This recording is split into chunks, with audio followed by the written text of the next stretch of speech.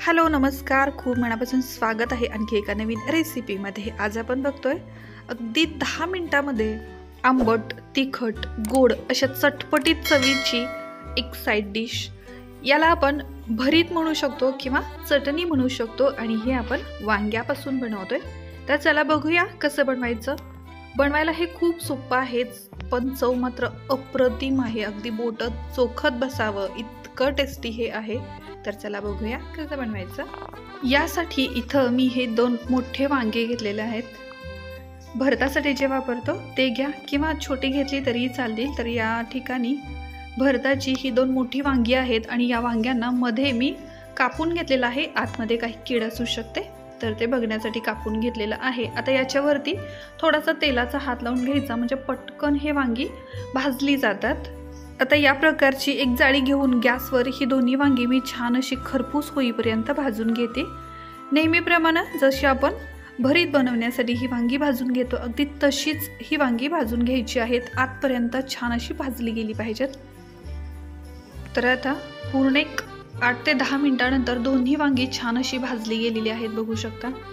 आता लगेच गॅसची फ्लेम बंद करते। वांगी थोडीशी थंड होऊ द्यायची, त्यानंतर त्याची वरची सालं जी आहेत ती काढून घ्यायची आणि आता त्यानंतर वांग्याची वरची देठं काढून घेऊया, किंवा काही काळा भाग राहिलेला असेल तर तो स्वच्छ करून घ्यायचा, काढून घ्यायचा। आणि आता ही आपली भाजलेली वांगी तयार आहेत, पूर्ण थंड झालेली आहेत। यामध्ये एक मोठा कांदा बारीक चिरून घेतलेला, 3 हिरव्या मिरच्या बारीक चिरून घेतलेल्या। यामधलं कांदा आणि मिरचीचं प्रमाण तुम्ही तुमच्या आवडीनुसार कमी जास्त करू शकता। आता यामध्ये भरपूर चिरून घेतलेली कोथिंबीर घालायची आहे। त्यानंतर पाव चमचा हळद आणि अर्धा छोटा चमचा लाल तिखट घालायचं, चवीपुरतं मीठ घालायचं। अगदी थोडासा गरम मसाला घालते मी। आणि आता हे सगळं हाताने व्यवस्थित असं एकजीव करून घ्यायचं, व्यवस्थित मिक्स करून घ्यायचं, म्हणजे कांदा, कोथिंबीर, मिरची सगळं काही एकजीव झालं पाहिजे। या प्रकारे हे व्यवस्थित असं मिक्स करून घ्यायचं। तर आता हे बघा छान असं मिक्स झालेलं आहे। वांगी देखील छान मॅश करून झाली। आता गॅसवर एक छोटा पॅन घेतलेला आहे। या पॅनमध्ये 1 ते 1.5 चमचा तेल घ्यायचं आहे। तेल चांगलं गरम होऊ द्यायचं। त्यानंतर यामध्ये अर्धा चमचा मोहरी आणि अर्धा चमचा जिरे घालायचे। जिरे चांगले तडतडू द्यायचे। 3 ते 4 सुकलेल्या लाल मिरच्या, 5 ते 6 लसणाच्या पाकळ्या ठेचून घेतलेल्या, काही कढीपत्त्याची पानं घालायची। व्यवस्थित हे परतून घ्यायचं। 1 मिनिटभर परतून झालं की त्यामध्ये पाव चमचा हिंग घालायचा। हिंगाचा फ्लेवर या चटणीमध्ये किंवा भरितामध्ये खूप टेस्टी लागतो। तर पाव चमचा हिंग घातल्यानंतर पुन्हा एकदा व्यवस्थित मिक्स करून घ्यायचं आणि या प्रकारे खरपूस अशी फोडणी झाली की गॅसची फ्लेम लगेच बंद करायची आहे। आणि आता हे फोडणीचं भांडं असंच खाली उतरवून घ्यायचं। आता यामध्येच 1 ते 1.5 वाटी चिंचेचा कोळ घालायचा। लिंबाएवढी चिंच गरम पाण्यामध्ये भिजत घातली आणि त्याचं पाणी काढून घेतलं। तर या प्रकारे 1 ते 1.5 वाटी हा चिंचेचा कोळ यामध्ये घालायचा। त्यामध्ये 1 ते 1.5 चमचा गूळ घालायचा।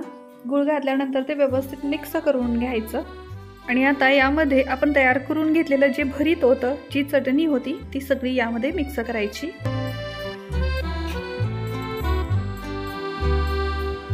आपण घरामध्ये नेहमी जे भरीत बनवतो ते तुम्ही नक्कीच खाल्लं असेल, त्याची चव तुम्हाला आवडत असेल, पण एक वेळ या पद्धतीचं हे चटपटीत चवीचं भरीत देखील नक्की ट्राय करून बघा, तुम्हाला खूप आवडेल।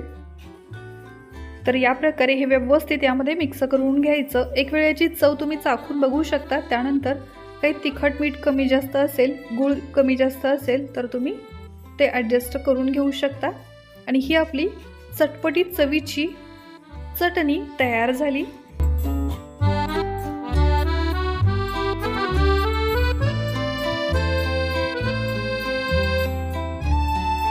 आजची ही रेसिपी आवडली असेल तर प्लीज व्हिडिओला एक लाईक करायला विसरू नका। चॅनलला सबस्क्राईब केलेलं नसेल तर सबस्क्राईब करा।